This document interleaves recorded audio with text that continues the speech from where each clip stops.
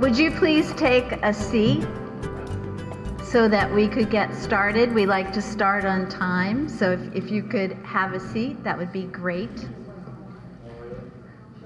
Welcome to the Greater Haverhill League of Women Voters Candidate Night. I am Gail Sullivan. I'm the Vice President of the Greater Haverhill League of Women Voters. Before we start, I'd like to tell you a little bit about our organization.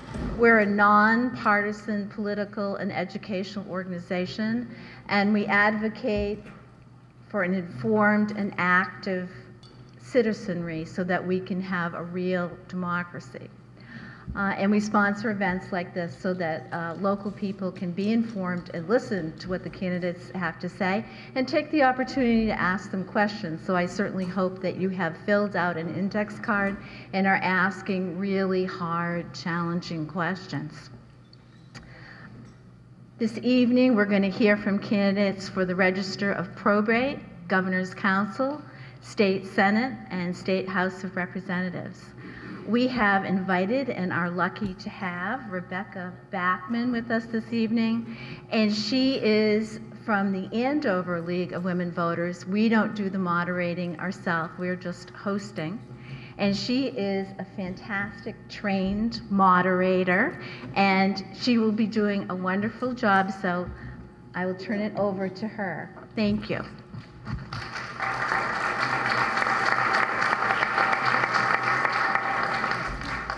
No pressure. Thanks so much, Gail. And welcome all to the Candidates Night.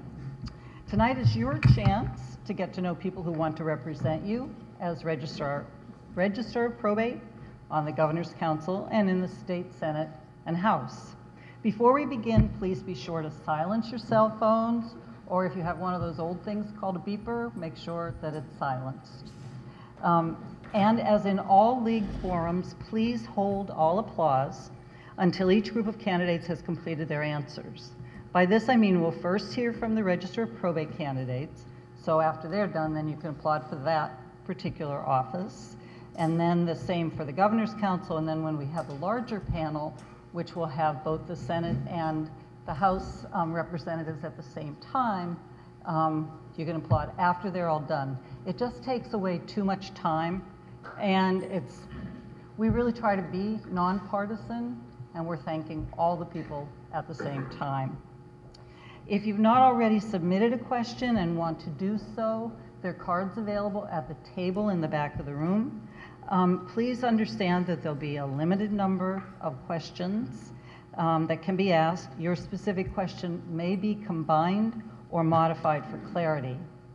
In addition to the questions collected in this room, the League had asked in advance for questions from the public, and so we'll be using them too.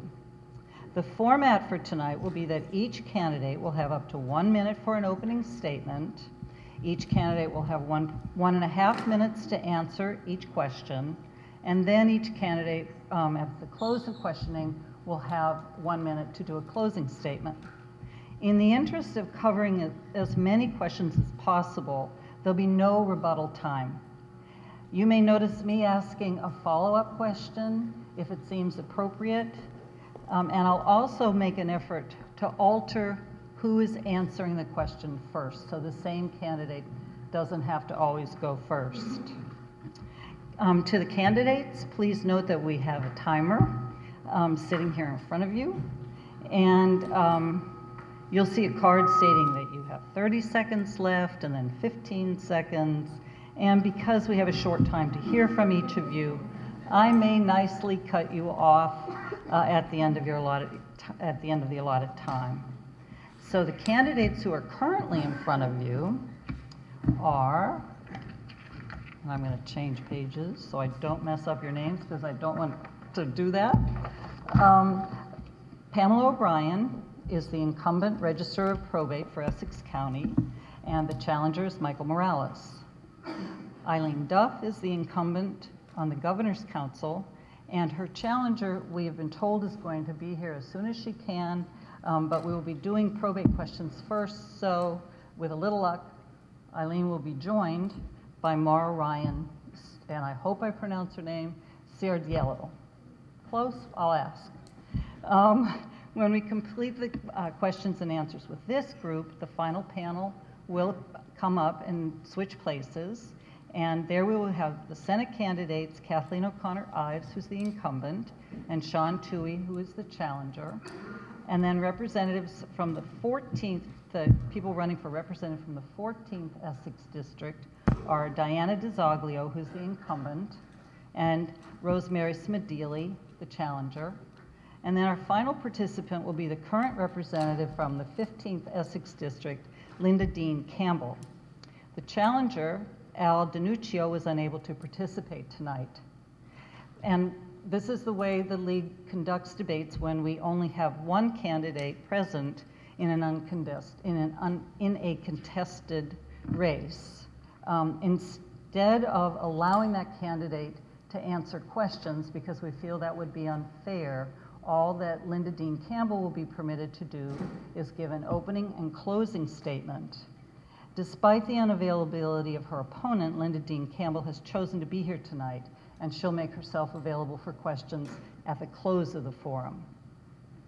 So we all appreciate the candidates' willingness to run and to be here tonight, and we all appreciate you being here tonight to try to get to know the candidates, understand their positions and opinions, and exercise your rights as a voter. Thanks again so much to the audience in advance for holding your applause until each group of candidates has given their closing statement. So we'll get started. Because so many people are really unfamiliar with the job of the Register of Probate, we have asked the incumbent, Pamela O'Brien, to give a short statement up to 3 minutes describing the job so you'll understand what the candidates are running for. Ms. O'Brien. Thank you. As stated, I'm Pam Casey O'Brien. I'm your Register of Probate. As the Register of Probate, by statute, I'm the keeper of the records. So all of the records in the Probate and Family Court are public records. They're available to the public for public inspection from 8 a.m. till 4:30 p.m. Monday through Friday. With that, you have to carefully keep the records because they go back in the building from 1889 to the present day. Whatever was filed today is in the same condition as something that was filed in 1889. If anything has been touched in the probate court, and it can be just pulled, you give your license and you provide us with a name, we give you the record. You can look at any of the records. By rule, the role of the Register of Probate is the supplemental rules of the probate court, Rule 70. We are, or may be, magistrates. And in that capacity, you have the ability, under the Uniform Probate Code, which was enacted in March of 2012, to allow probates, review and allow probates. So those are the really two big things that by statute and by rule we do, but the reality is that we wait on the people on a daily basis. We get the people from point A to point B and get them the resolution that they need. And you will hear how I see the office, but those generally are the rules and the statute that creates the position. Thank you. Now we'll have opening statements, and Mr. Morales, would you please make your opening?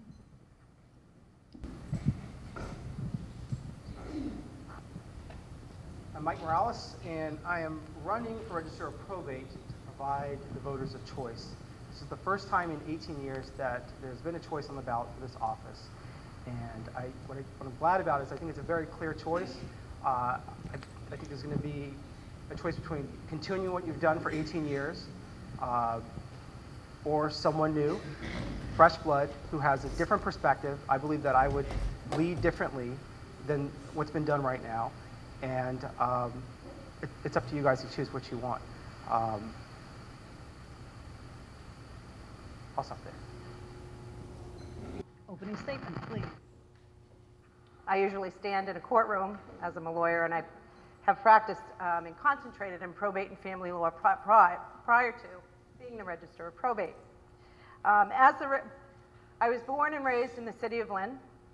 I went to Lynn Public Schools, Bishop Fenwick High School in Peabody, Boston University with an economics degree, and I have my Juris Doctorate from New England School of Law in Boston. I've spent my life here. My practice was concentrated in probate and family law. The Registry of Probate, as I see it, and I've seen it for the last 18 years, is the point of entry of anybody trying to get business done in the probate court. I am the person for access for justice, friendly and efficient access for justice. To point out that, I will tell you that I'm a leader in how I led the way for technology. In technology, I have been the pilot or the leader. I've been chosen by the court, the administration of the court, to test out the case management system, to test out the scanning of images in the court, and now, presently, I am the one that has been chosen to test out e-filing or electronic filing. So with all of that, in the end, what I do looking at all these systems is I critically look at them and think to myself, how are the citizens of Essex County going to be better off by this system? I criticize it, I make suggestions, and then we all make changes. I am a leader in management. I manage with the First Justice and the Chief Probation Officer. It is a tribe-managed court, just as every court is. And I go out and I teach others about the position. I have taught at colleges, retiree seminars, different open forums, but mostly what I do on a daily basis is I work the counter. And I work the counter with the other people within my office. And the reason for that is we want to give service to the public in the best way that we can. And I believe by helping others get through the court and the laws, it is the best way that you have access, fair, equal, competent information to get to the place where you're going in your case. What is the single most important improvement you would make during the next term at the Registry of Probate? I think the biggest improvement that can be made and continue to be made is service to the public. How best can we serve you? And that's what we're all about. I've established a team of customer service professionals, and that is what we do best. Do we use technology to do it? Yes, we do. And that's why I test the systems, so that I know the citizens of Essex County are getting the best product. Morales, same question. What is the single most important improvement you would make at the Registry of Deeds if elected? I'm sorry. I'm really sorry. Registry of Probate. It doesn't have to do with service, but it would have to do with community outreach. A lot of people, a lot of you tonight don't know what this office is. A lot of the public doesn't know what it is. I agree, with the definition, obviously, of Register of Probate. But I think that in the 21st century, the Register of Probate has to kind of go above and beyond. They have to go into communities, neighborhood associations, senior centers, anywhere where people might one day, or just people are in the community, tell them what the office is, tell them things they can do to prepare before they end up there, and tell them about the problems that face the challenges, such as budget cuts, right?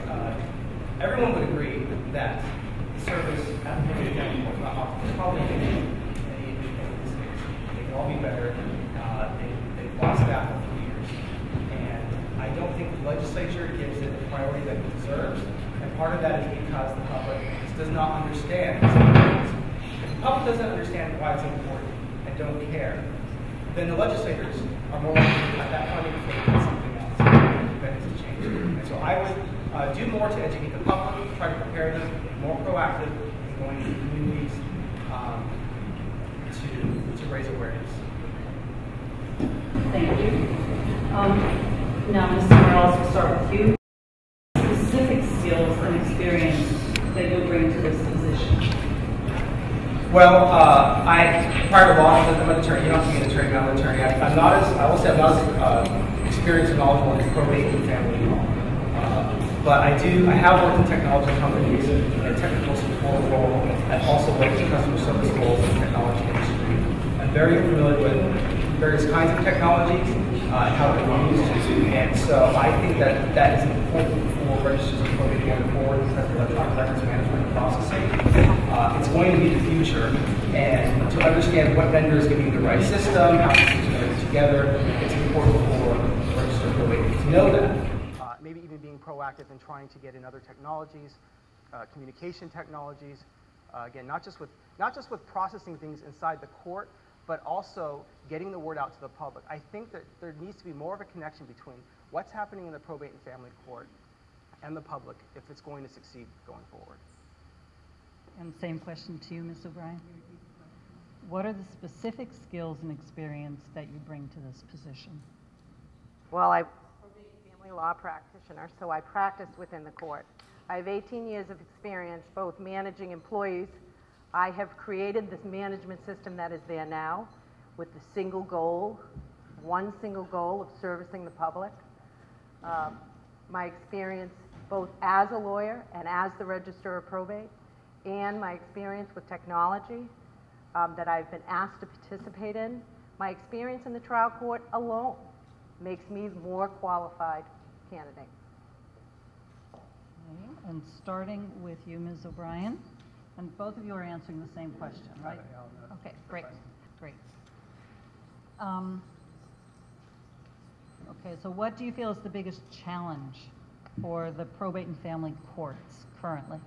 The biggest challenge for probate and family courts currently are resources. There is no question that with the demographics that we are the third largest or the third busiest probate and family court in the state, and we're understaffed.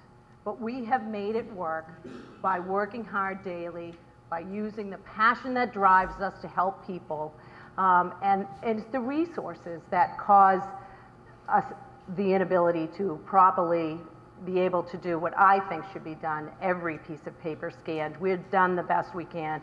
We're ahead of it. We've scanned 1,500,000 docket entries, which can run from 1 page to 25 pages. So we're ahead of it in that way, but it's resources. How many scanners do you have? How many people are on the floor? So it's resources that are the challenge and will continue to be the challenge. And I think it's the people power that help us in our passion as employees of the Probate and Family Court. Thank you. Mr. Morales. Yeah, I mean, I would agree resources, but but I think a unique challenge that has gotten worse over the past few decades is unrepresented litigants, people coming in who don't have lawyers, can't afford them, they don't have access to legal counsel, and so people are coming in who either don't know what their rights are or how the process works, which can slow things down if things have to be explained, pushed back, if it's not done properly. So you would need more resources, obviously, to whether it's staff or people who can help those people coming in. But I think the challenge is dealing with that. More and more people, especially in family court, are unrepresented. Thank you. We'll do one more question and then closing. There are more questions, but let's just try that. Okay, so let's start with Mr. Morales. If you win your election in November, but the governor's race is won by the candidate from the other party, what would be your approach to working with a new administration?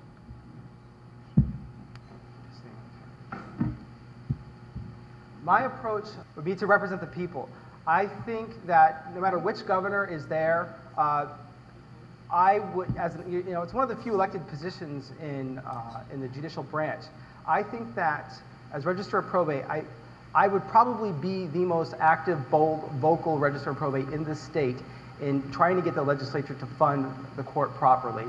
I would not be afraid to, you have to stay within certain ethical rules, but not be afraid to go in to showing legislators, constituents, how this is affecting real people how they're being hurt by the funding cuts, and put pressure on them and shame them into doing the right thing. They can cut something else.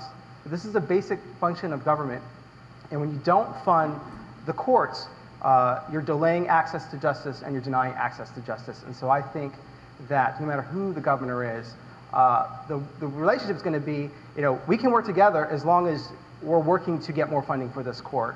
I'm not really concerned about anything else other than getting the court running properly. Thank you. Ms. O'Brien? Well, I see the probate court and the courts in general as nonpartisan.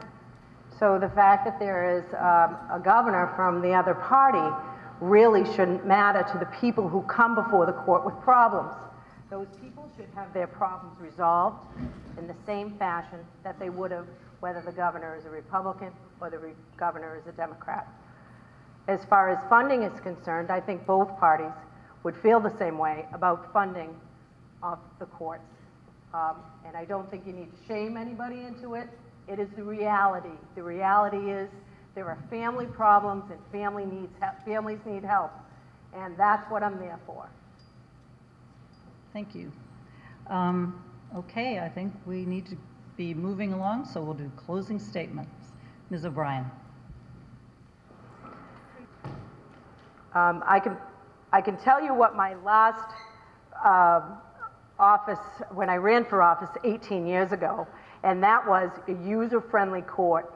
I've achieved that goal. We've gone beyond that goal, and now we have a court who's accessible to the public, who gives out competent information, who listens carefully at the counter, and as a leader, I listen carefully at the counter. In addition, with the passing of the Uniform Probate Code, I am the only court. Essex County is the only court that does same-day allowances of uniform probates. Informal probates under the Uniform Code. You come in, just like you go to the grocery store, you buy a bag of chips, you pay for it, you take it with you. You take your letters with you in Essex County, you take them, you can't take them anywhere else. It takes time to process that. I have prioritized my office to make sure we are efficient, that we are listening, that we are solving problems in your community. Because problems that happen with families need to be resolved quickly as quickly as possible with as much information to the litigant as possible. And you will find that at the Essex Probate and Family Court. Mr. Morales.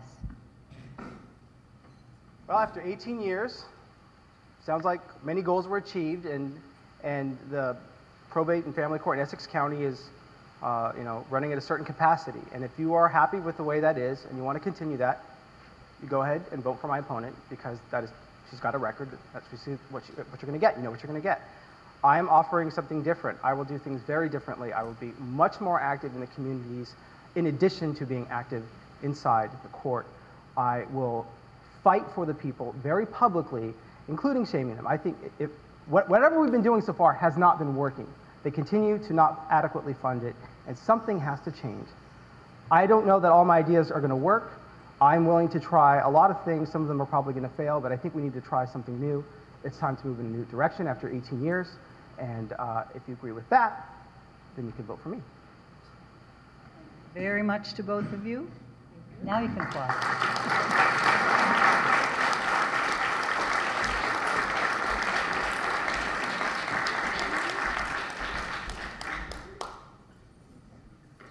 All right, now we're going to move on to the candidates for Governor's Council. And as with the Registry of Probate, many people don't really have a clue. Thank you. Many people don't have much of a clue about what the Governor's Council does.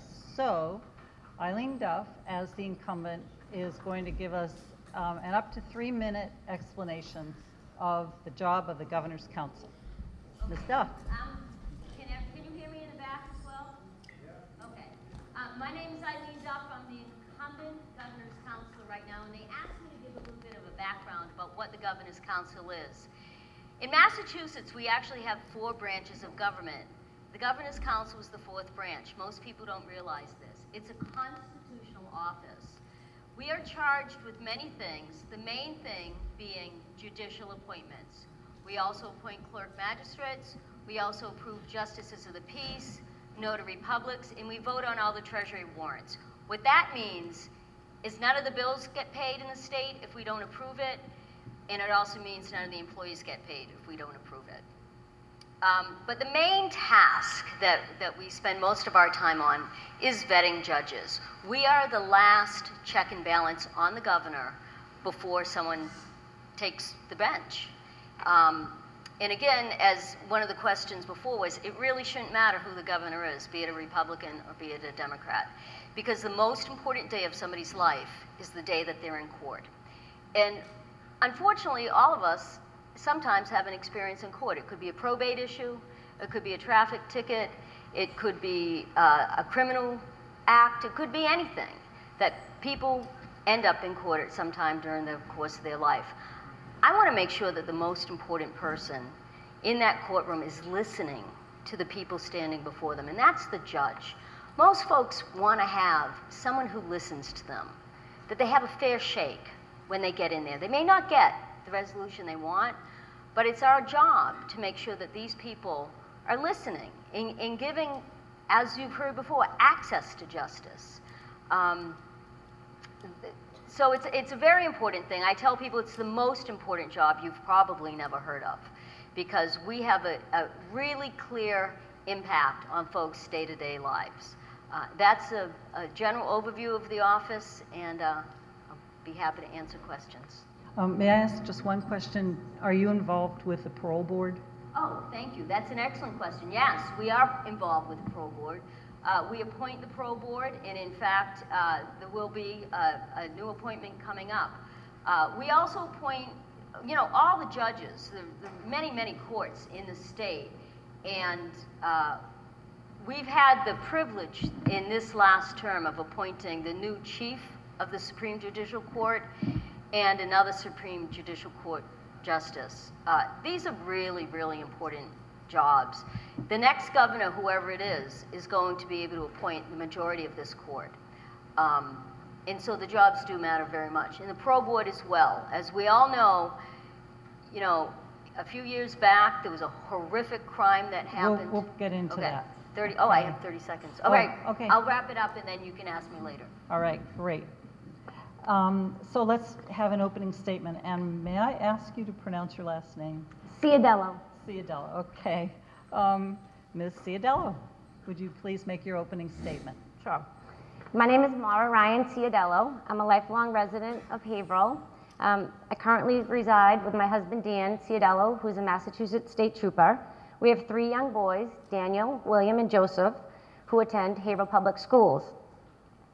I'm a proud graduate of Haverhill High School. I attended Salem State College and earned a degree in education and went on to become a teacher in the Haverhill Public School system for many years. Then after my first son was born, I took some time to go back to school at night while raising my children, and I earned my master's degree in education. And I currently serve in the Haverhill School Committee. Many ask, well, why run for governor's council? You have a great education and a background, it's all education related, teacher, your degrees are in education. Well, we go back to what my opponent, Councilor Duff, said about what happened in 2010 to Woburn police officer, Jack McGuire. He was a friend of my family, my husband's family. And he was let out by our parole board, thought it was a good idea to let this man out. He was serving, I believe, 2 life sentences. Double, yeah. And they thought, yeah, you did your time, go have fun. Well, he certainly had some fun. He decided to rob Kohl's on December 26th in Woburn in 2010. Jack McGuire, the responding police officer, was shot and murdered by this man because they thought your parole board, our parole board, thought again it was good to let this man out. And that's what sparked my interest. I was infuriated. I wanted to know more about this government, the small body of government of 8 people that exist. And like my opponent, Councilor Duff, said, it's one of the most important positions that no one knows about.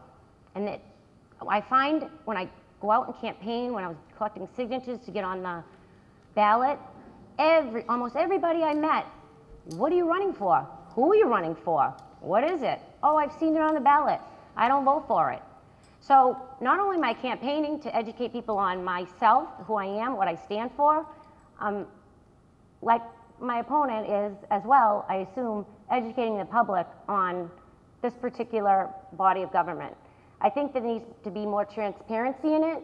We need to make it more known. I bet you there's very few of you that know that there was an actual judicial appointment today. Didn't make the papers, did make some papers, but not the local papers. So somebody that's representing my district, I want to know ahead of time who these attorneys are, who is coming up. So that's why I'm running for governor's council. Thank you. All right, and now, Ms. Duff, would you like to make an opening statement? Absolutely. Again, I'm Eileen Duff. I'm running for re-election to this office. My background is in public policy. I went to college in Washington, D.C. I have a master's in management and business, and I have a doctorate in ministry. I've worked with prisoners. I've worked with addicts. I worked in the Clinton administration. While I was in Washington, I was actually appointed to an FCC commissioner who was a Republican. I'd be happy to talk a little bit more about that if I have an opportunity tonight. I'm happy to stay afterwards and talk to anyone about any questions that they may have. And also, I would love to talk about the appointment that happened today because it's got a lot of press and it's directly related to the Sinelli incident. So, thank you. Okay, maybe we should start with that question.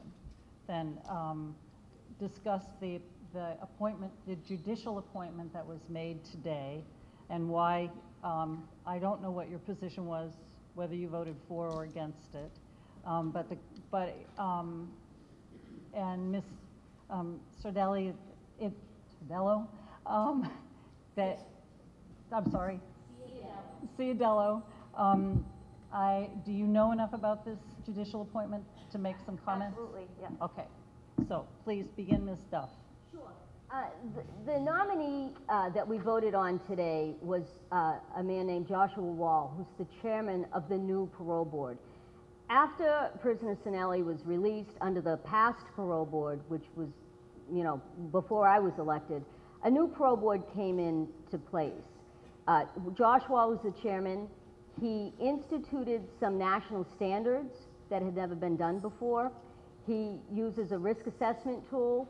The national training recommended is about 15 hours. We in Massachusetts are, under his leadership, doing about 50 hours.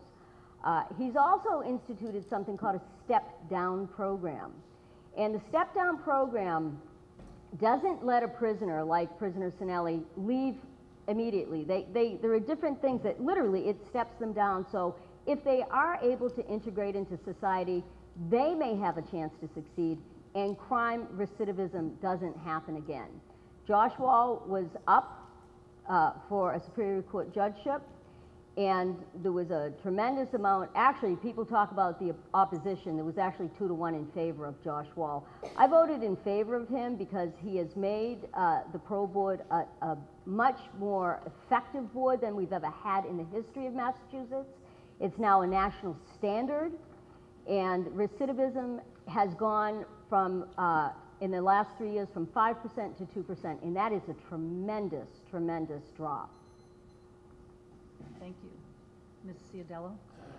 Thank you. So, the new judicial appointment today, I'm not sure how many of you here today or listeners at home were aware of him even coming up for a judicial appointment. Anyone ever heard of him besides today? Probably not, because you were not informed. As it's your next governor's council, I want to make it clear and transparent. Being the spouse of a state trooper, I far too often hear of these ridiculous and tragic things that go on in our court systems. So I hear good stories with the attorneys, bad stories with attorneys. My job as an elected official is to appoint someone for a lifetime position or to the age of 70 where they retire. I want to hear from you. Have you had this person as an attorney? Was he good? Was she good? Were they good, bad? Because that is going to weigh heavily, heavily on how I make my vote. So I want to hear from you before deciding on this. And for the past 2 years, I haven't heard anything from what has been going on in the Governor's Council. And when I petitioned for got the signatures to get on the ballot, people are asking me, do we even have a Governor's Council? So I just want to say quickly, had I been elected to be your Governor's Council, I would have voted no. Today was a record-breaking, it made history. Over 100 people showed up in standing room only in opposition of this man because of his behavior on the parole board. I'm really sorry, we have a minute and a half for your So, answer. you tell me if you want to go before him as your next judge. Okay, we will do at least 1 or 2 more questions for you guys. And I think we're able to stay a little past 8:30, so I hope all of you will agree that this is beneficial to hear about the Governor's Council. Yeah? Okay. Ms. Cerdello, do you think our current judicial system in Massachusetts is working as it should?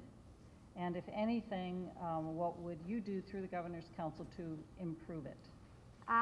No, I don't think it's working. I think there's a lot of flaws, especially what's happening with many of the cases that just passed with the juveniles that were convicted murderers and now not being held as juveniles and being treated as, no longer being held as adults, and now they're being treated as juveniles. You go out and murder someone at the age of 17, I don't think you should have the chance of parole. At 17 years old, I think you kind of know what you're doing. So there's a flaw in the system. Number one. Number two, your question was? No, that's, and what would you do to improve it? To improve it, I would just, like I said earlier, sorry, not standing, make it more transparent, and I want to hear more from the public, because they're the ones that know these attorneys and people that are coming up for judicial nominees. There's many cases going on right now. Meeting with Sean Aylward, who his sister, Beth Brody, was murdered and beaten to death with an aluminum bat by a man who now is being considered for parole because he was under the age at the time. This was back in the 80s, over 20-something years ago. So her family is fighting their tooth and nail to keep him in prison where he belongs. It's this family and dozens of other families. Do not let these murderers out of prison. That's the difference between my opponent and I with today's vote and how I would be as an elected member of the Governor's Council. Thank you. Ms. Duff? Yeah, I just have to say about today's vote, I actually voted for the guy who's keeping people in prison. I voted for the guy who's been the stricter parole chair than we've ever had. But what I'd like to do is continue to do what I've been doing. I held the first public testimony hearing ever in Essex County outside of Boston. I've taken this council to the public. I am in the district all the time. I serve on a board here in Haverhill. I'm in Haverhill at least every other week. But the biggest challenge facing the courts across the board is funding. The judiciary is a branch of government. It's one of the four, but it's one of the three major branches, and they received 1% of the state budget. The biggest challenge that the courts face is money. And unfortunately, nobody wants to fund them. So what I do is on a regular basis, I meet with state senators. I meet with state representatives.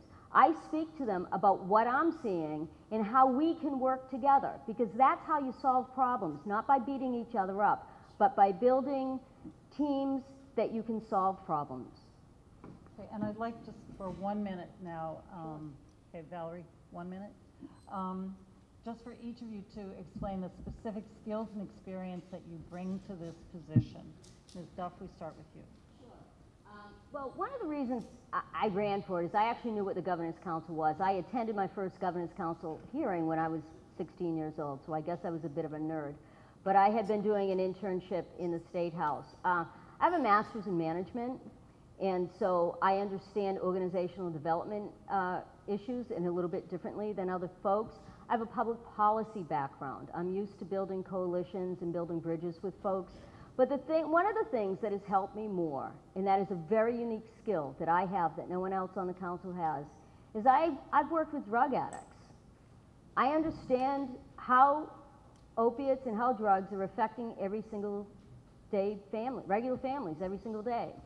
I have a very unique set of skills, and in Washington, one of my main jobs that I had to do was to vet people. And that's what I spend 20 hours a week doing before I get into Boston, is vetting people. So I've done it, I did it before, I do it now, and I love doing it. Thank you.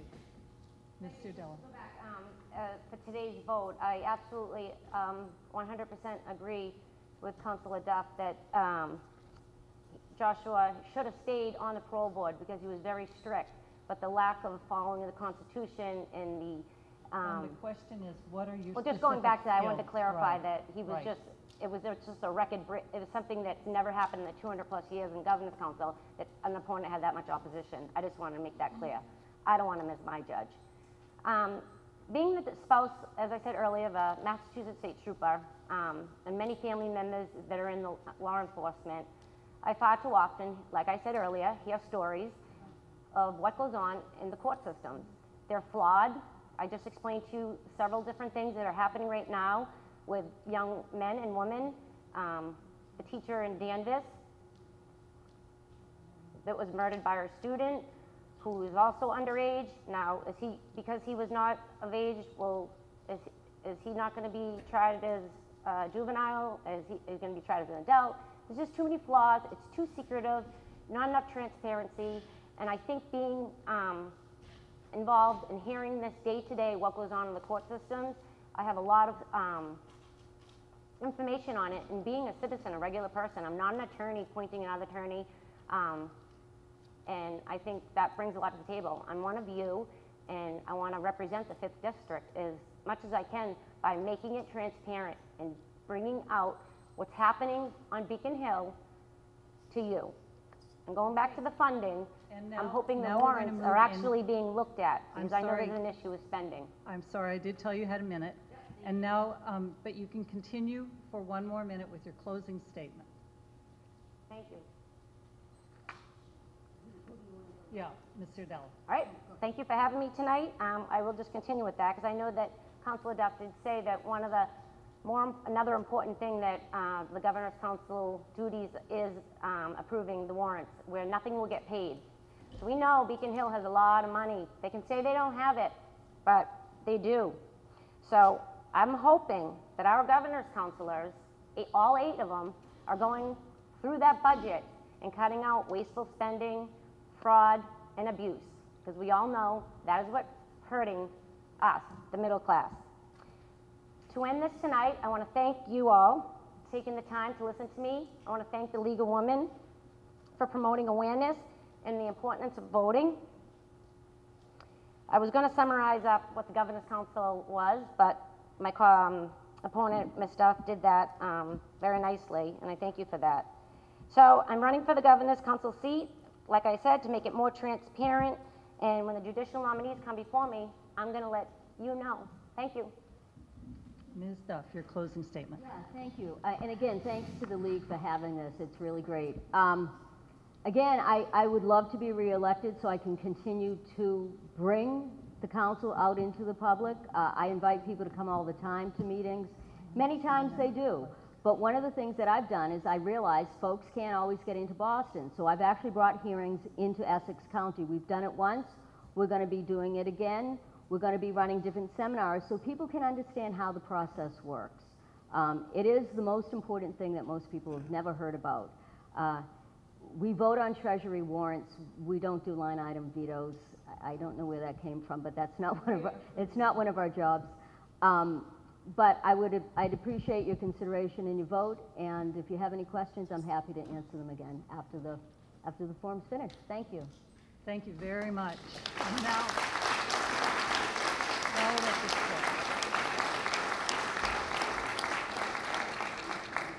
All right, and now we're switching so that we'll be hearing from our state Rep and State Senate candidates.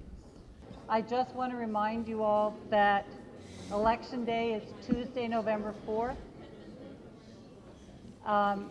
If you're not able to vote on November 4th, please remember to either go to your city or town hall and vote absentee, or make a call to arrange to get an absentee ballot. Okay? Today was the last day to register to vote, so now anyone who is not yet registered will not be able to participate. All right, so now what we are going to be hearing from are the state senate and state representative candidates. Kathleen O'Connor Ives is the incumbent for state senate. Her opponent is Sean Toohey. The representative from the 4th Essex District is Diana DiZoglio. She is the incumbent. And Rosemary Smedili is the challenger. And then from the 15th Essex District, Linda Dean Campbell is the current representative. We'll be starting with opening statements, and what we're going to do with this panel, even though we have got both the Senate and the representatives up here, we're going to ask the same question of each of the candidates at the table, okay? Rather than shift this around.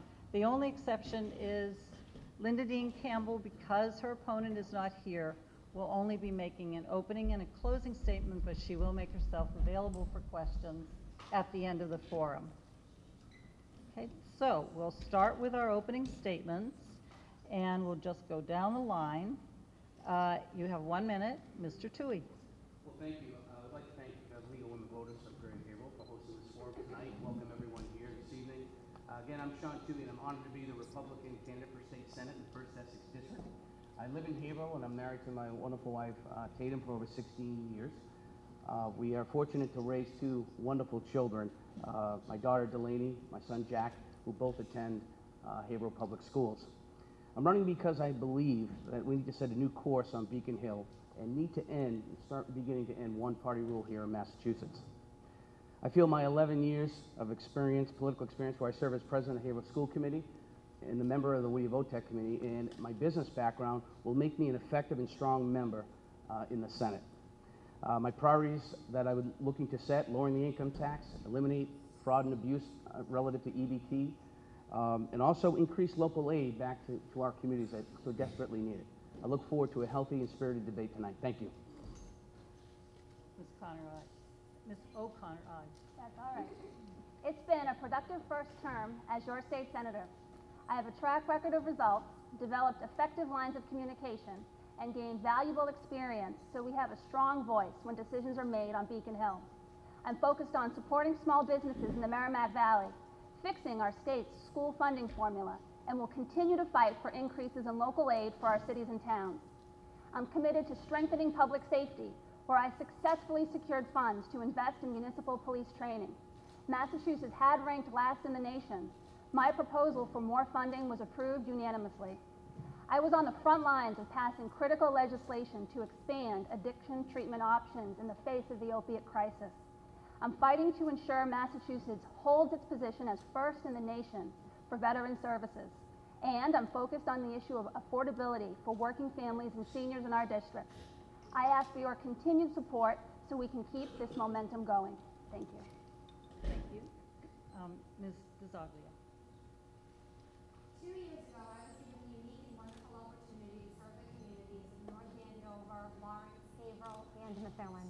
I ran a positive campaign then, and I'm proud to say that I continue to run my campaign based on the issues important to you: education, jobs, economic development, and public safety.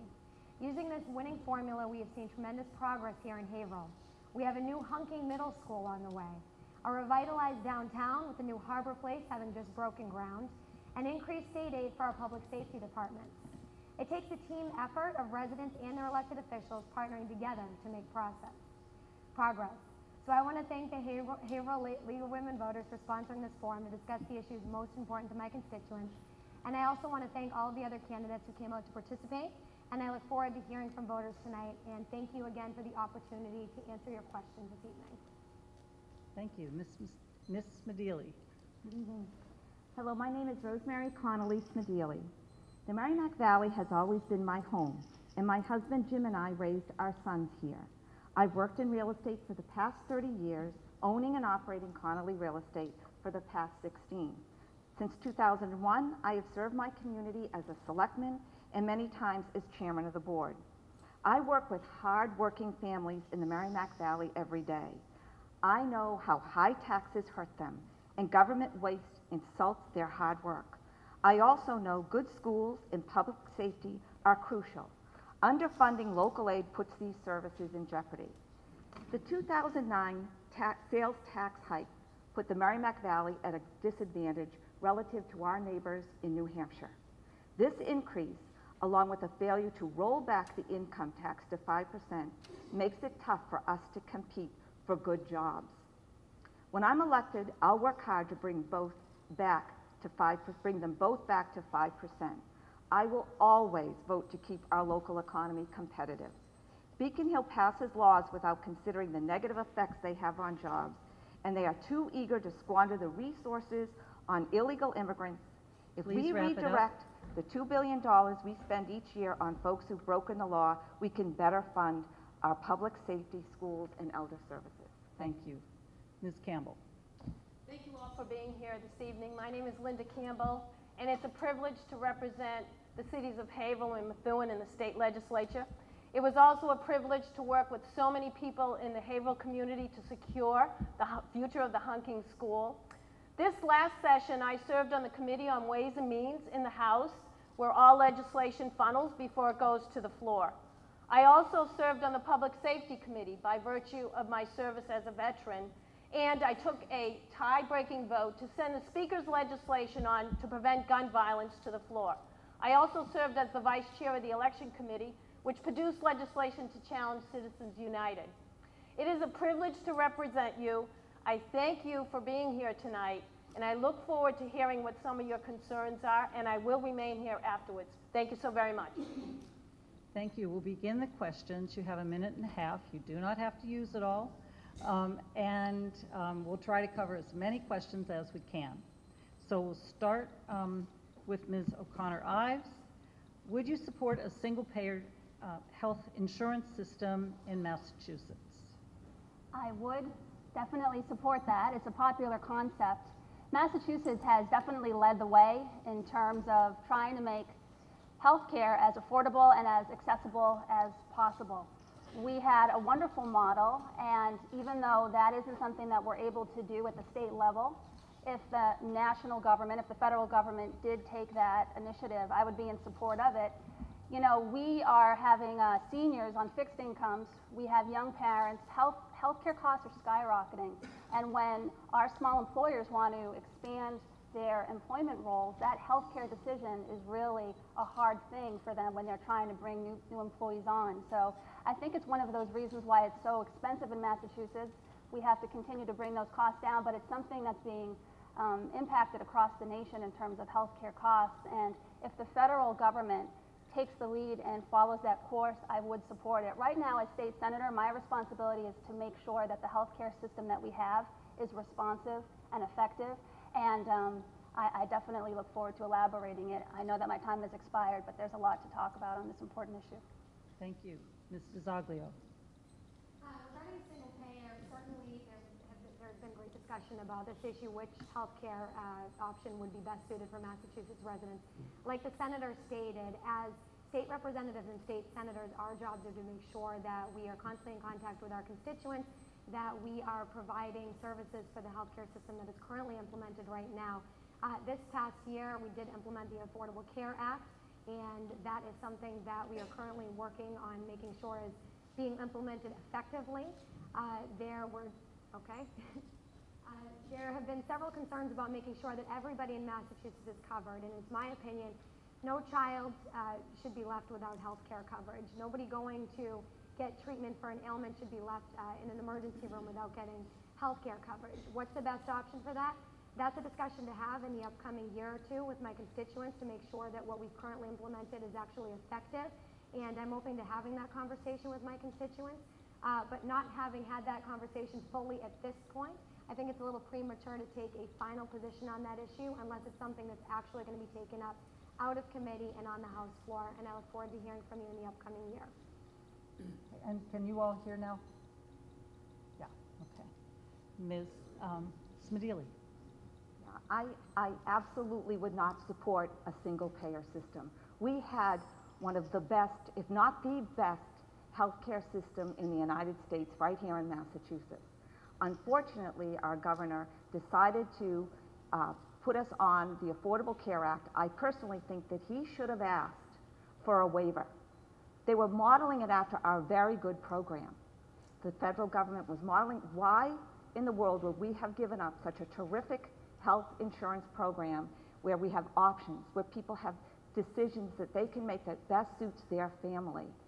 We had one of the best, and now, right now, we have people who are struggling to pay their premiums, they're struggling to pay their co-pays, and we're having people who said, gee, I had everything that I wanted, I had all the coverage I needed, and I paid less and got more. If it was up to me, I would repeal this, I would repeal Massachusetts from being part of the Affordable Care Act. Again, we had a great system, and it's really a shame that we have come to this where our citizens are not getting the plans that they were promised. They were promised they could keep their doctors, they were promised that it would cost them less, and we all know that is not true. Okay, thank you, Mr. Toomey. Thank you, I've been called worse. I agree. As far as the Affordable Care Act, it was modeled after Massachusetts, and I agree with Ms. Medili relative to the waivers. Unfortunately, my opponent voted against achieving those waivers. I believe it's Section 1331 and 1221 of the Affordable Care Act, which actually allows small people to keep their own plan and doctors, which we were told by the President of the United States that would actually happen. So those things I think we dropped the ball on. And as far as the website is concerned as well, that's another debacle where you're looking and seeing well over $100 million on a two-track system that is just not working. So that coupled with the lack of decisions, which small businesses can certainly use, and everyone in this room could take advantage of that, the waivers here in Massachusetts, and allowing people to have their own doctors and keep their plan. That's something that we missed out on. And make no mistake about it, I support that, those waivers, achieving that, to make sure that you keep the doctors of your choice and the plan that you want. Thank you. Okay, we're going to start. I would just like to shift back to a question that is for all of you. And what are the specific skills and experience that you'll be bringing to this position? Ms. DiZoglio, would you please start? Thank you. The skills and experience that I bring to the table are, I've already proven the leadership that I have for this community over the past 2 years, number one, as your state representative. I passed my first bill that I filed my very first week in office. I got it through the committee process, I got it through the House of Representatives, I got it through the Senate with the help of our senator, and then on to the governor's desk. He signed it into law. That was relative to campaign finance reform, and I don't know how many people here know about local situations. We had a situation in Lawrence where there were some campaign finance issues that weren't being followed. I showed leadership on that, filed a bill to fix that, and it was passed into law in just my first term. I've shown leadership, I've shown that I'm able to get the job done for you by working together with my colleagues, by working together with you as constituents.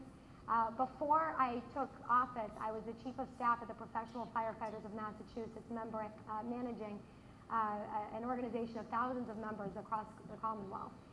Before that, I was a legislative aide in the House of Representatives. I've worked in nonprofits across Massachusetts. I was a small business owner.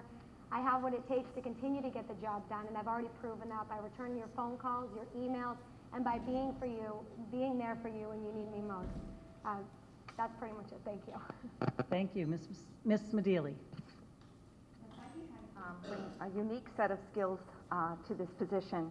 As I've mentioned earlier, I have been a selectman since 2001 and served as chair many times on that committee.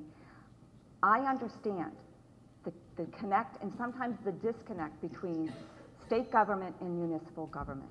I understand that when we are not being fully funded or funded to the highest amount possible, we have not returned to local aid levels since 2008.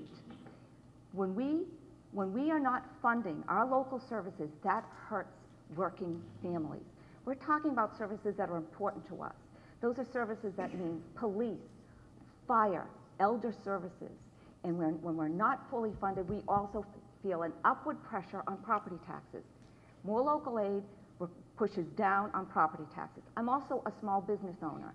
I sit at the kitchen table with people who are trying to keep their homes, are trying to figure out a way to put their kids through college, or how do I make enough money on this house to get to a bigger house, or for a retired person, how do I sell my home and have enough money to retire on?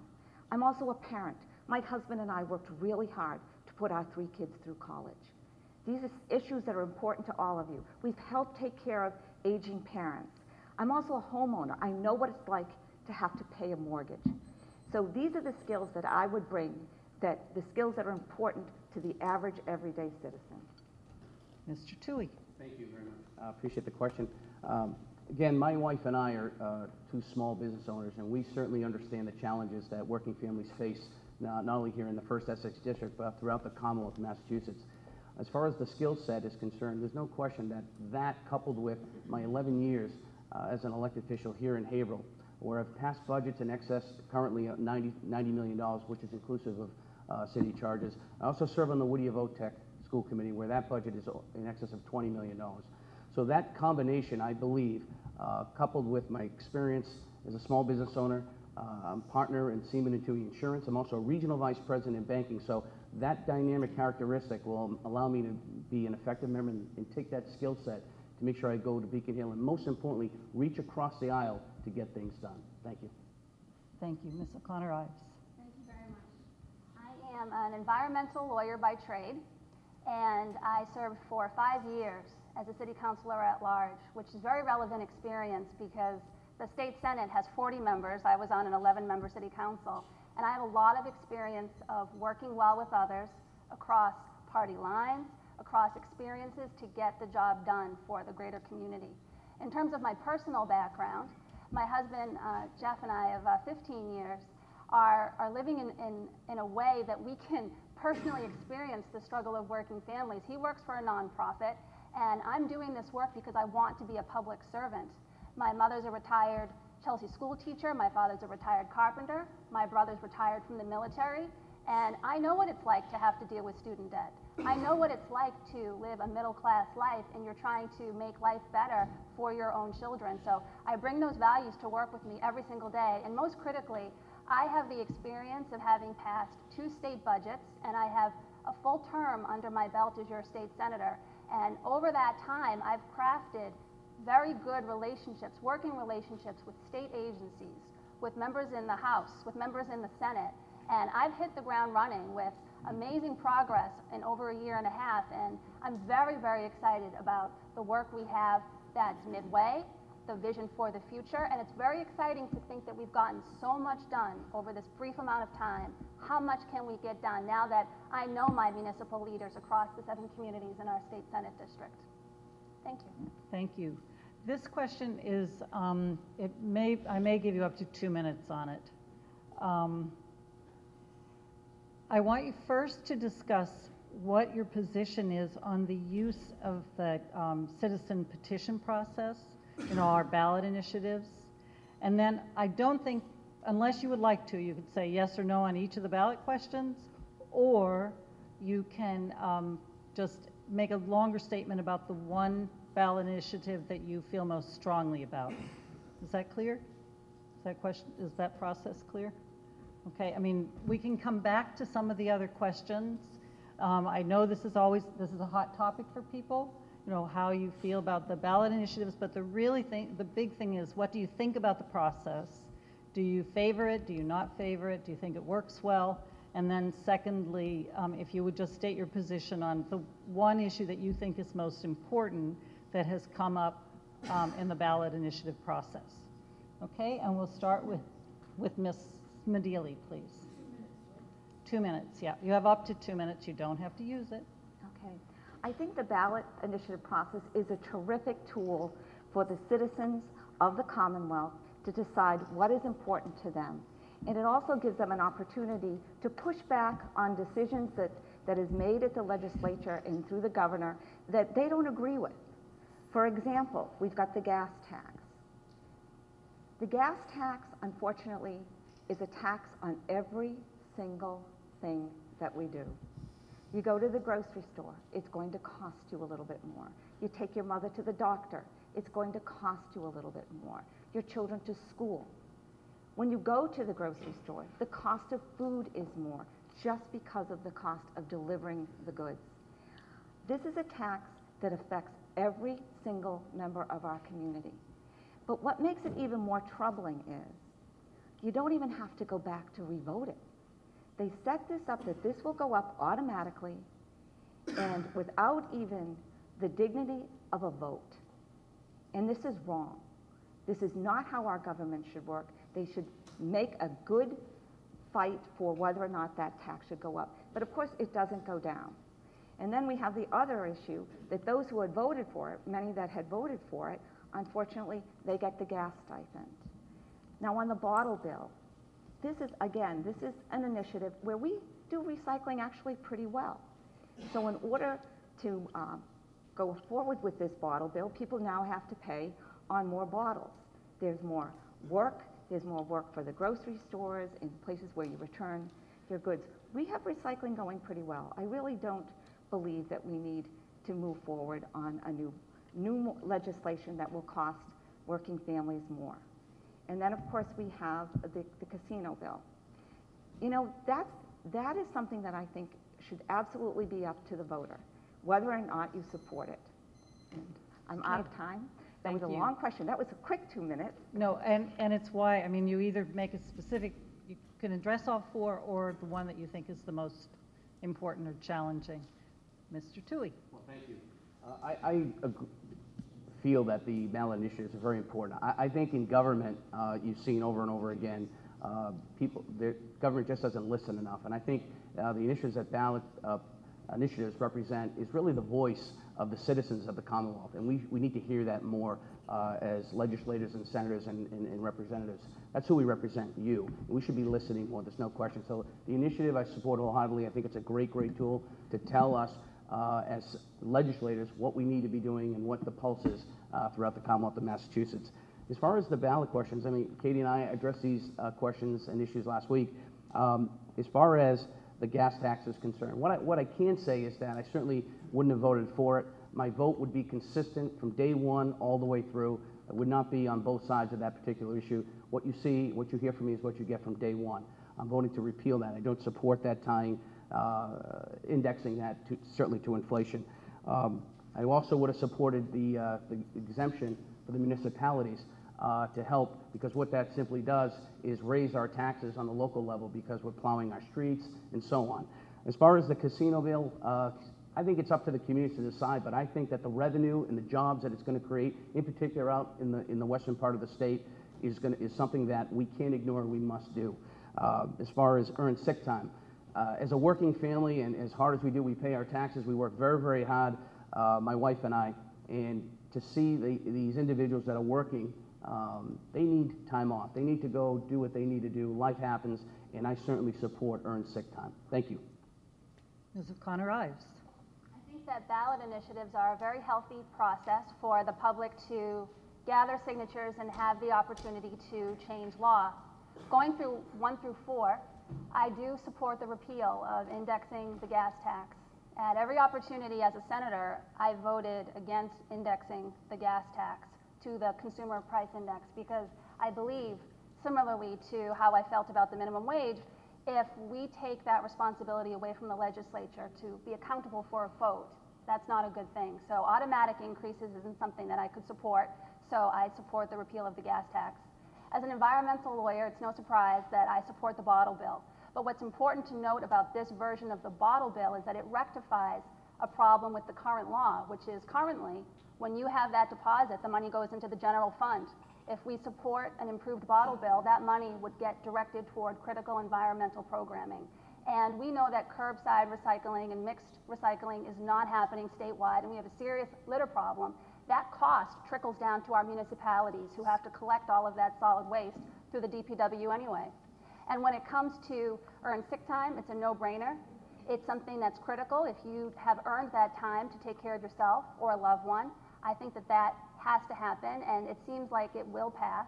And lastly, in terms of the casino bill, I wasn't serving in the legislature at that time, but at the ballot box, it's my opinion that Massachusetts would be better off building schools and hospitals and businesses instead of casino gambling. I do believe overall that the costs outweigh the benefits when it comes to crime and addiction and jobs that don't pay that much over the long term. Construction jobs are of value, but it's my opinion, being the chair of Tourism, Arts, and Culture, that Massachusetts can build other types of things to grow our economy and improve our quality of life. Thank you. Thank you. Ms. DiZoglio. I'll just go right off of the casino bill. First of all, let me say that I absolutely support the ballot initiative process. I think that it's great. It's a great way to bring people together for a common cause, that it gives people a voice when they feel as though the legislature hasn't heard them. I know firsthand how difficult it can be to get certain bills through the committee process, and certainly as a citizen who doesn't have a seat at the table personally in the legislature, I support the ability for that person to start a ballot initiative, collect signatures, and to bring the issue that's important to them to attention, and maybe go, find a different outlet to be able to let their voice be heard if they can't get something done through the legislature. So yes, I absolutely support the ballot initiative process. Regarding the casino issue, personally, let me just first say that about 40% of revenue that Connecticut casinos receive comes from Massachusetts residents. That being said, I think it's important that we have a discussion about the necessity of retaining revenue in the state of Massachusetts, keeping jobs here, keeping that revenue in the state, but that we also at the same time have a discussion about the importance of making sure that the socioeconomic climate in the area that the casino is built is taken care of. That's why I support local control, and that's currently the law right now, is that local control is given so that people in different cities and towns can vote up or down the casinos. I'm going to support the will of the voters regarding this casino issue moving forward, but I do just want to throw those two things out there for everybody to consider moving forward when you do go to vote on November 4th. Regarding the gas tax and indexing, I voted against the gas tax at every opportunity that I had. I voted against indexing. I voted against taxing municipalities on the gas tax, and I certainly support the gas tax indexing repeal on the ballot as well. Regarding the bottle bill, I think that we can all come together and say that we support the idea of increased recycling. There's been the debate in the legislature for years now about whether the bottle bill is the best way to do that, or whether or not it's municipalities that should take that responsibility. I'm going to be supporting the will of the voters on November 4th regarding that issue as well, and I'm going to stop because I'm being motioned to do so. But if anybody has any more questions, please feel free to find me right after this. Thank you. I know that that doesn't get an in-depth discussion, but I did want you to hear the positions of the candidates on these without spending the entire night on ballot questions, which we could easily have done. I'd like to ask a question. People have asked a question about schools. Massachusetts has some of the highest quality charter schools in the country and currently has 45,000 students on the waiting list to get into charters. What do you think is the greatest obstacle to lifting the charter school cap, and what would you do, if anything, to give those 45,000 families what they want? Mr. Toohey. And we're back to a minute and a half. Thank you. I actually am in support of raising the cap. I think, and I certainly believe, being on as president of the Haverhill School Committee, I see both sides. The financial aspect of it, of course, but unfortunately it's our job in the legislature to really go line by line and make sure we set our priorities while crafting a budget so we can allocate the proper resources and funding to make sure that kids of all ages get the necessary education that they deserve and need, as well as what the parents need. Again, it goes back to what the parents need, and you just mentioned the number that is pretty staggering, quite frankly. So it's up to us to make sure that we allocate the right resources to make sure that these parents and these children get what they deserve and what they need. Charter schools, having choice within, allowed have create and spawn innovation throughout the buildings. I've seen it firsthand at Hillview here and the Horace Mann. There's actually 2 charters here in Haverhill. Commonwealth Charter and the Horace Mann. They're a little different relative to contracts with teacher groups. But nonetheless, I support charter schools 100% because it certainly gives the opportunity and choice to not only the parents but the children that need the education that they deserve. Thank you. Ms. O'Connor-Ives. The opportunity for charter schools were created in 1993 and were attached to ed reform, and they had their place as true incubators for best practices, hopefully to be applied to our public schools. The state Senate took up a bill at the close of the session to potentially raise the cap on charter schools, and the Senate voted against that bill overwhelmingly, and there are three important reasons why.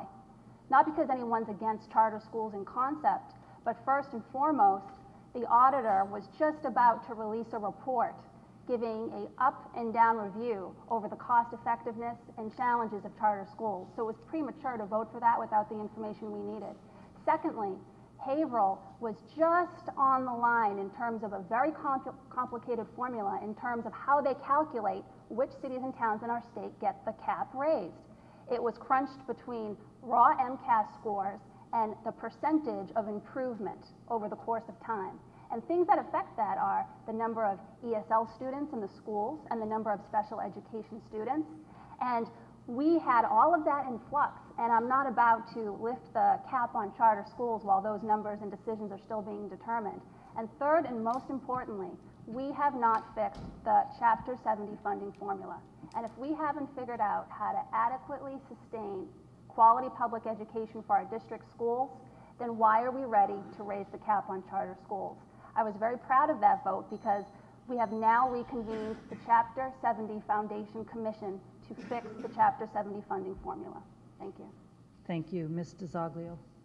I think that one of the major issues with moving forward with this discussion is the inability to compromise on both sides. I served on the Education Committee this past year, and it was an eye-opening experience, let me tell you. The past 2 years I've been serving on this committee now. Time flies. I dealt with both parents, students, teachers, school administrators, superintendents, different people working in school districts, charter school advocates, teachers union members, and what I found was that there was a deep desire to make sure that we saw change as long as it was 100% in the direction of the group that was asking for change. What we need to do is we need to come together more, and we need to be more willing to compromise. We had a bill this year that we passed in the Education Committee and passed on the House floor that raised the charter school cap, not entirely, not across the state, but only in the state's lowest performing 10% school districts. That would be Lawrence, that would be other gateway cities in the area, Haverhill, Methuen. So they're on the border right now. We set up a set of criteria that would allow for local school districts to take charge and to possibly lift the cap on the amount of students they allowed in their charter schools while the traditional public school system was getting back up to par and getting their levels and their scores up, to give parents options about where they wanted to send their kids at the time. Both sides had an issue with this. Neither side was fully happy. The charter school advocates wanted a complete cap. Some of the teachers and traditional school advocates wanted nothing to do with any sort of a cap. And Please I think wrap up. that's the issue, is bringing people together for a compromise solution to move forward for our children. Thank you. Ms. Smedili. I think that the most important part of this discussion is that we need quality education. We need great schools. And again, this gets back to more local aid and more Chapter 70 money. This money that we need to make sure that our kids have the best education possible. I do support charter schools. I think it's a great option for families who are struggling in areas where they want to lift their children out of poverty and get them into the best form of education, get them the best education possible. So I do believe that more charter schools benefits all of us. But I would like to get back just very quickly to one point. Representative DiZoglio said that she did not vote against the gas tax. And I would say that she did, and I have it, her vote right here, saying that she did support raising the gas tax, and the vote is right here. Thank you. I also have a copy of my voting record as well that I brought with me in case anybody would like to double check for the facts. Thank you. Yeah.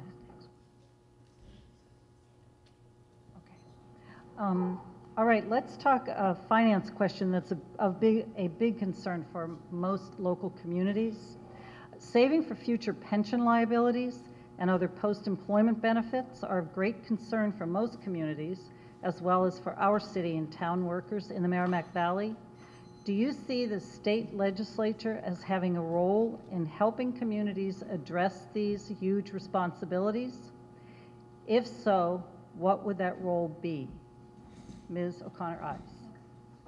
I think that the state legislature acted through example in this FY15 budget because they set aside significant funds for state pension liability. And I'm keenly aware, working with city and town managers, city councilors, and mayors in our community, that pension liability is overwhelming. And it's something where in the past the can has been kicked down the road. But I think that by leading by example and designating some significant funds toward that at the state level puts us in a position to be able to work with our communities. The other opportunity that I think is low-hanging fruit is for our cities and towns to take advantage of the GIC for municipal employees' health insurance. And that's another opportunity, I think, through regionalization, through bulk purchasing, through designating predictably, annually, some money to deal with that pension liability.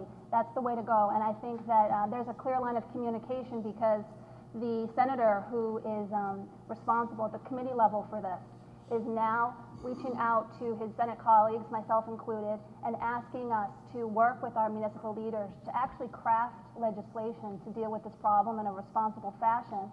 Because you see in states across the country, whether it's Detroit or other large cities that are becoming bankrupt because of this pension liability, and Massachusetts can plan responsibly and over the long term dedicate funds to bring that down.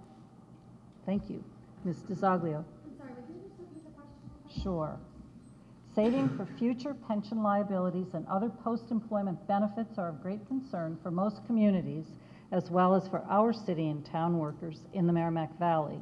Do you see the state legislature as having a role in helping communities address these huge responsibilities?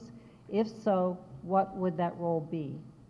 Yes, the state legislature absolutely plays a role in that, and I completely agree with the state senator, Katie Ives, on what she said, but I just want to add in an example of how the state legislature can take part, not just in consistently moving forward with reforms, which is what we're always looking forward to doing, and working together with local elected officials, but I have an example from this past session where the city of Methuen had an issue with teachers' retirement benefits and making sure that they could fund that. There was an issue that was actually a clerical error that was going to cost the city about $1.4 million in penalties if that was not solved. We worked together as a delegation in the city of Methuen, and I see Representative Campbell is here as well.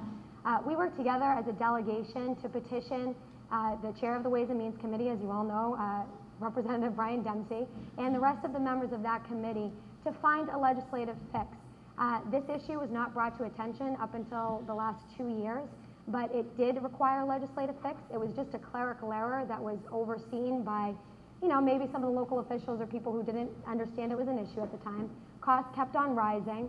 Nobody knew that the costs kept on rising until one day they got a letter from the state saying, you owe this money. We ended up going in, talking about this issue, finding a legislative solution, saying, you know what, this is actually a clerical error. So the legislature definitely plays a role in this in more ways than just talking about reforms moving forward and speaking to local officials. We also can be responsible for helping our local communities look at these clerical errors or different things that they might be doing that might not be effective, to change those things and save our cities and towns millions of dollars. Thank you. Ms. Smadili. We have to deal with as leaders of communities, as a member of the Board of Selectmen. One of the things that Senator O'Connor said that was actually was very beneficial to the town of North Andover is when our town joined GIC. It did greatly affect our post-retirement debt going forward. But again, this gets back to the waste in spending, the waste that our state government has that affects local aid. Local aid, again, greatly affects every single member of this room, every single member of the community, so that we really need to get back to strongly funding local aid, returning it to the levels that used to be in 2008, and with that, it helps the communities honor their obligations with the post-retirement benefits. And so that's where the state has a huge impact. And again, let's talk about local aid. It is our money coming back for us to use as we see fit, as to how the communities collectively decide how their monies are going to be used for the benefit of their community. And again, this is a huge issue going forward. This is a huge liability, and we must address it. We must address it soon, or we're going to find ourselves without services that are really important to us. Thank you. Mr. Toohey? Thank you. Again, I've seen firsthand, being president here on the Haverhill School Committee, also on the Woody Votech, I've seen how these issues come up quite often. And as chairman of a subcommittee a couple of years ago, I was fortunate enough to lead the charge in negotiating a 4.5% over 6 years with a very tough union while yielding major health care reform. I go back to what I said last week, which is line by line, which we do when we craft the budget here in Haverhill. This is where you set your priorities and weed out the waste, the abuse, the earmarks, the benchmark, the pet projects, etc. We need to do it. I'll give you a quick couple numbers. Implementing PARC, which I don't support, is a cost of anywhere between $92 to $150 million. That could be a savings. The website, as far as the Affordable Care Act, the two-track system is costing us $140 million. It's not working. Rosemary spoke about fraudulent, we talked about fraudulent benefits. In FY13 to FY14, under the current Senate, is increased by 50%, which is going up towards from 6.3 million to 9.5 million. This simply can't happen. EBT fraud, waste, and abuse costing 25 million. So you look at that local aid, and as a matter of fact, my opponent voted against local aid through the lottery formula of $50 million that could come back to the municipalities. So those are some of the things that we need to get a hold of, set our priorities, and make sure that these liabilities are taken care of. So we absolutely have a role in making sure that we fund these potential problems. Thank you. Thank you. And to the audience, we're going to go a little bit longer because we've had some lively discussions in the earlier candidates, and we want to get in at least a few more questions. So just to alert you. Okay, a transportation question. Do you think public transportation in and around the Merrimack Valley is adequate? If not, how would you work at the state and local levels to improve options for commuters? And we will begin with Ms. O'Connor-Ives. I don't think that currently public transportation is at an adequate level, but there are two problems. We have an infrastructure development problem, and we also have a cost problem. I voted one of 3 Democrats in the state Senate each time the proposal to increase the gas tax came before us. The proposal was to apply it toward transportation infrastructure. The difficulty with that is we haven't yet demanded enough efficiencies in our public transportation system to legitimize that type of funding, because right now it's too expensive to take the train. It's too expensive to take the bus.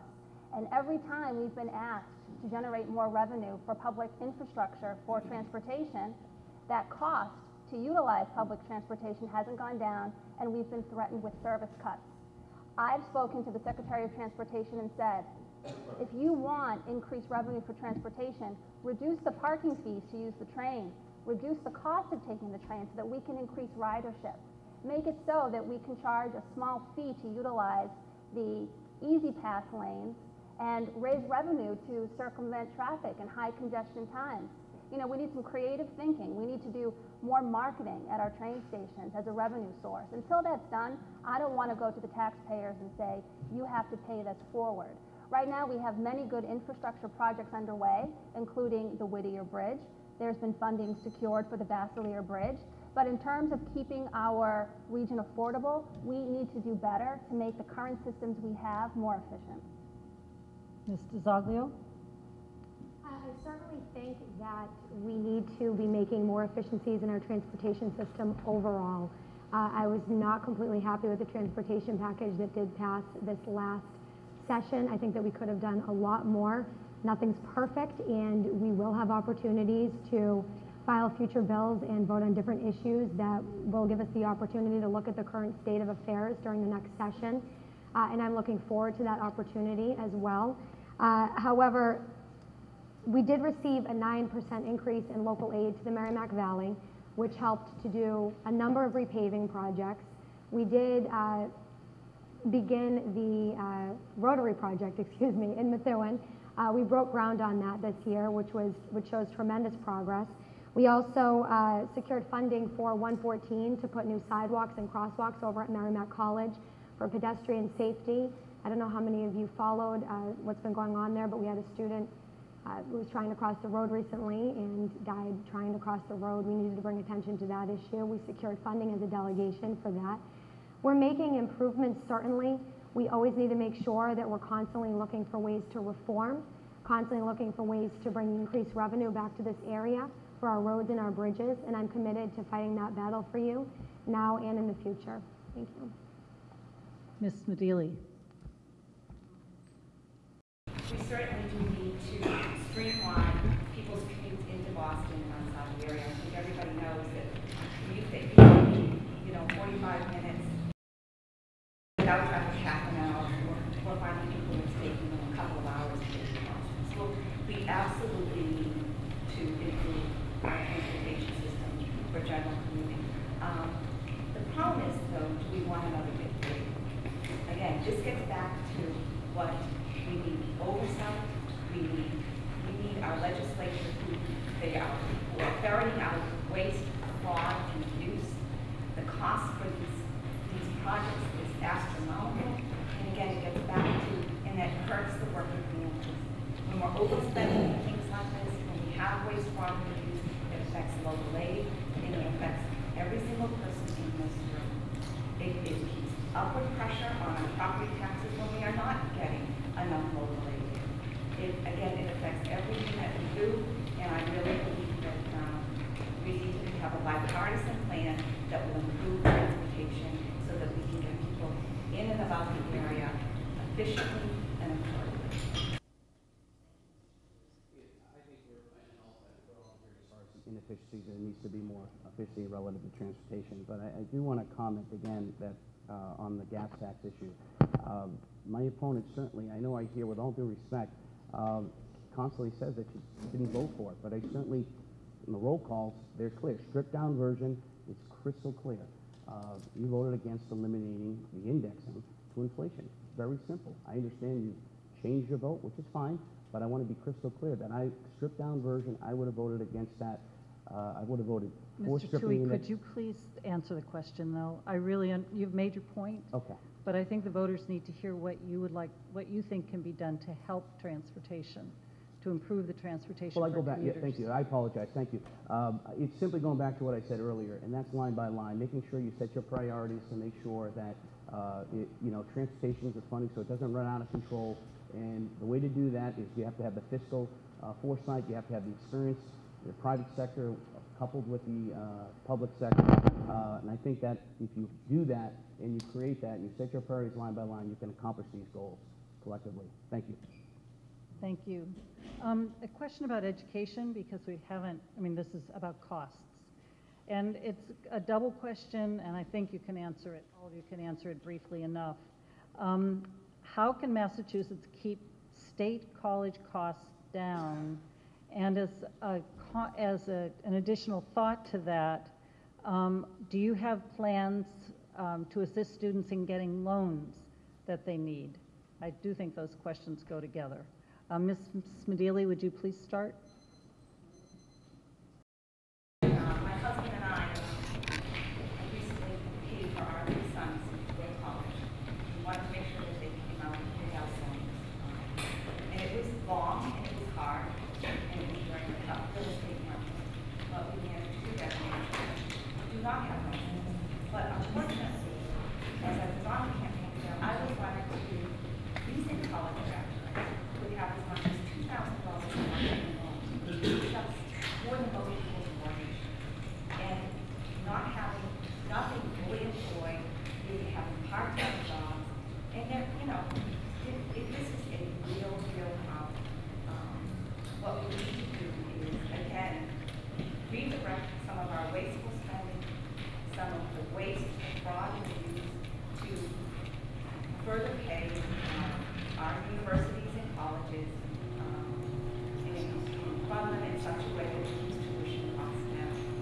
so important that our kids, young adults come out of school with little or no debt and get a good quality college education. That's what gets people back into good jobs, great jobs that lift us all out of this bad economy, and everyone can have a good and prosperous life. Mr. Tui. I don't want to, thank you, and I don't want to sound like a broken record, but going again with wasteful spending on Beacon Hill, you're looking at a budget over the last couple of years that has increased over $2 billion. And I've itemized again earlier in how many items we can do some cost-saving measures, and we simply need to do that. We need to look at that, prioritize. I have two wonderful children, like I said, here in Haverhill, getting a Class A education in Haverhill. I'm so proud of them. And I understand, and I'm going to do everything I can, roll up my sleeves to make sure that my children, my daughter's a freshman in high school, my son's a little bit behind in 5th grade at J.G. Whittier, and my concern is we need to be fiscally prudent. That, if you peel back this onion over and over again with all these questions, it comes back to the same thing. It really does. It's how you address your priorities when crafting the budget and allocating the proper resources in the right direction. And this is an area that we need to set your priorities and make sure that by the time my children get to college, it's not $100,000 a year. Thank you. I serve on the legislature's Higher Education Committee, and I'm proud to say that the legislature, 2 years in a row, increased funding for our state colleges, and I want to see even more funding for our community colleges so that schools like Northern Essex can continue to grow and contribute to our community. And to circle back to the issue of local aid, in these two state budgets, the #1 priority I went to my chairman of Ways and Means and requested was increased local aid. And we were able to do that for 2 years in a row. I have to address the gas tax because it relates back to the school funding issue. The reason why I voted against the gas tax. The governor wanted a 6-cent gas tax. The legislature met midway on a 3-cent. I didn't support either one. And the reason is, with that 3-cent gas tax, it has the potential to generate $1 billion over 10 years. Let's look at a different opportunity. If we actually analyze the amount of corporate tax breaks that we give in our state, we could regain over $2 billion in lost revenue immediately. There are better options on the table than the gas tax, and that money would go right back to our cities and towns, as well as our state colleges and universities.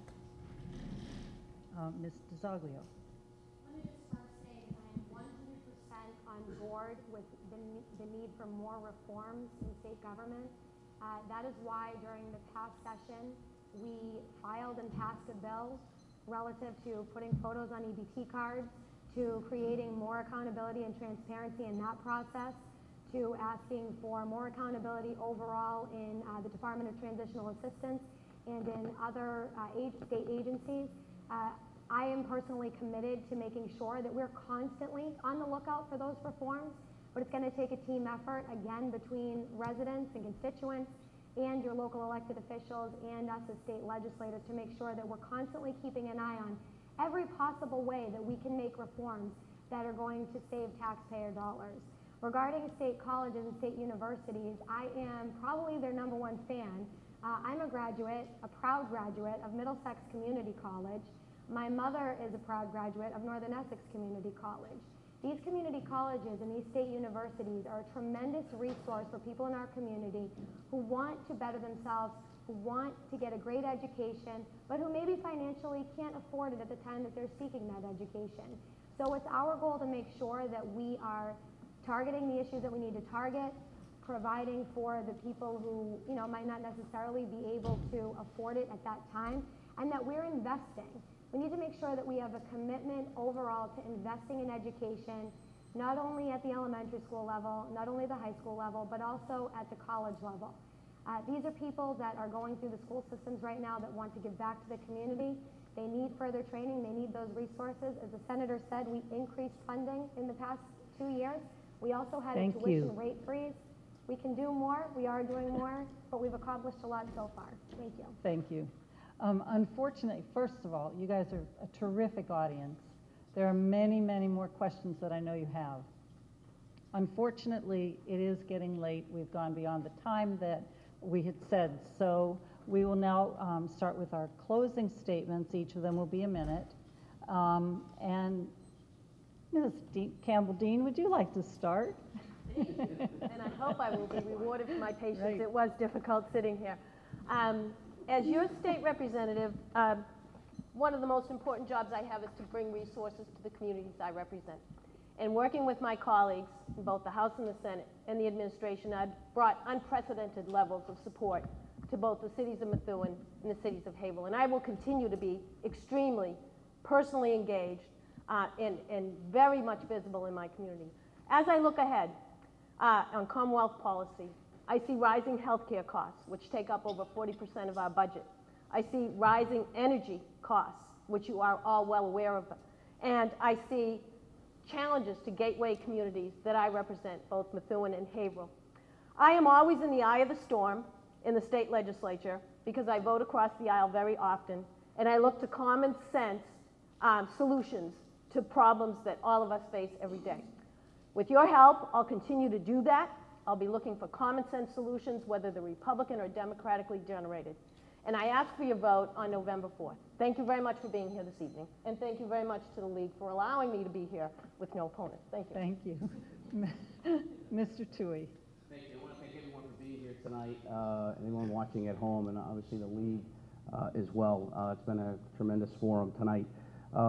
It's time. It's time to move in a new direction and make Massachusetts great again. The way that we do that is by restoring balance on Beacon Hill, by providing a business climate that makes sense for businesses to stay and compete here in the Commonwealth. We talk a lot about EBT, fraud, and waste and abuse. That's costing $25 million per year. We need to do more. We can do more. We need to lower the sales and income tax back to 5% and increase local aid. We did it in the 90s with Weldon Cellucci. We can do it again with Baker and Polito, who I think will be next governor and lieutenant governor. I strongly believe that I'm the candidate to make these goals happen. I humbly ask for your consideration and vote on November 4th. And there's one thing, folks, that I will never forget. It's who I work for. And I work for you. Thank you. Ms. O'Connor-Ives. Thank you very much. During the primary, I was characterized by my primary election opponent as the most conservative senator in the Senate. Now I'm being depicted as someone who's liberal. The reality is, I'm a moderate person who looks at each issue individually. I've taken a lot of hard votes because I'm not going to vote for a bill that's not good for the residents of the Merrimack Valley. I'm proud of my reputation, being fiscally conservative. I voted against an increase in the gas tax and against indexing the gas tax, not only because it impacts working people, but because we need to push for greater efficiencies in government, and I'm against measures that are automatic. This is serious business, and I have helped hundreds of constituents who've reached out to our office over this year and a half. As a responsible voice in the state Senate, I've been able to deliver critical resources for the district while not compromising on being able to vote independently, and that's a unique balance to achieve. This election is about making sure that Beacon Hill does right by the residents of the Merrimack Valley, and I'm committed to this responsibility. Thank you. Thank you. Ms. DiZoglio. What I have learned in my first term is that we can get so caught up in Republican, Democrat, conservative, progressive, this political group versus that political group. But the reality is this job is not about politics. It's about people. It's about finding solutions to real life issues. People often ask me how, as a new legislator, I was able to successfully pass the first bill that I filed into law in just my first term and successfully bring back additional resources for our communities. The answer? I put people first and politics aside. Work together with my colleagues on both sides of the aisle to get the job done for the people in my district. Being a state rep takes hard work and a genuine love for helping people. It's about tackling issues head on that are facing all of our families, such as substance abuse and addiction. It's about keeping your finger on the pulse of what's happening in our community. I have proven that I'm a state rep who will be there for you, listening and taking action. And once again, I'm Diana DiZoglio, state representative for the 14th Essex District, and I respectfully ask for your vote for re-election on November 4th. Thank you. Ms. Smedili. Thank you, and thank you to the Haverhill League of Women Voters. I'm here tonight to ask for your vote on November 4th. You deserve a representative in Beacon Hill who stands up for working families. You deserve a representative with business experience, community experience, and leadership experience. I've raised a family, built a business, served my community. I graduated from Boston College with honors, with a concentration in special education. I'm proud of what I accomplished. As your state representative, I'll vote to roll back the sales tax and the income tax. I'll work to increase local aid and force the state to fund its mandates. I'll fight waste, fraud, and abuse. You won't see me voting in lockstep with the Speaker. Thank you again. Vote for me, Rosemary Connolly Smedili. Thank you very much. Thank you to all of the candidates.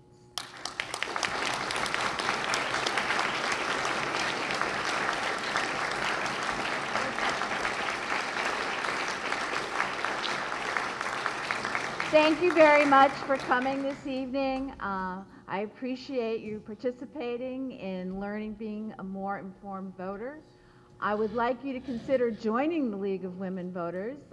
It's a wonderful organization, and we have dinner together if that's an incentive. So thank you very much for being here, and thank you for the candidates, and thank you for our wonderful moderator from Andover. Good night.